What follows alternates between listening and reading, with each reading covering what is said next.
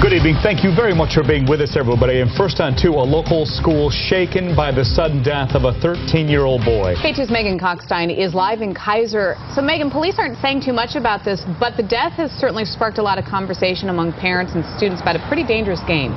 Yeah, and it's called the choking game, and it can be very deadly. Essentially, what happens is kids cut off their air supply to get a rush, and as I said, it can be dangerous, often deadly. Now, police are stressing that they do not know how this teen died yet, but there's a lot of talk here at Whiteaker Middle School surrounding this very issue. It's been a very somber day.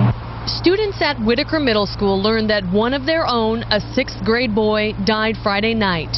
He was a real great kid, related really well with adults, and just one of those kids that you just enjoyed having around. He was a neat kid. He's going to be sorely missed. Principal Laura Perez says grief counselors are working with students and staff as they try to understand this loss. KEIZER police say he was found unconscious Friday night in his bedroom. A friend was apparently there with him. They have not determined how the teenager died, but students on campus are wondering if it was from the choking game, where kids cut off their air supply to get a rush. One day I was just bored in class and I stuck my neck up against the desk and it just happened.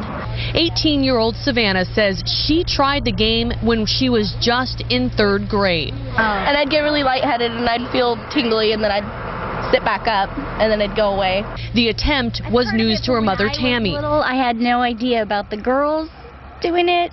Knowing the game is a controversial topic, Wes says she's going to start the conversation with her 7th grade son. Oh, I'm definitely going to talk to him about it. I would like to know what he knows about it and if he knows any other kids that are doing it. But whether her son's classmate died from the choking game, Principal Perez says losing a child is just a loss. It's always difficult to lose a child, and especially at this young age, it's just particularly tragic.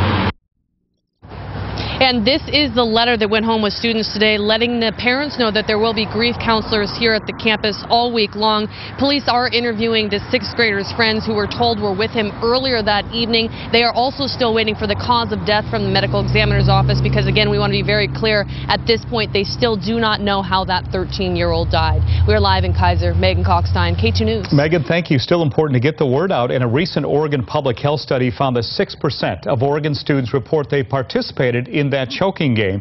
Here are some warning signs parents should look for. Unexplained marks on the neck and bloodshot eyes. Ropes and belts tied to bedroom furniture or doorknobs, or unexplained presence of leashes or bungee cords. Pinpoint bleeding spots under the skin on the face, especially the eyelids, and any talk about that activity.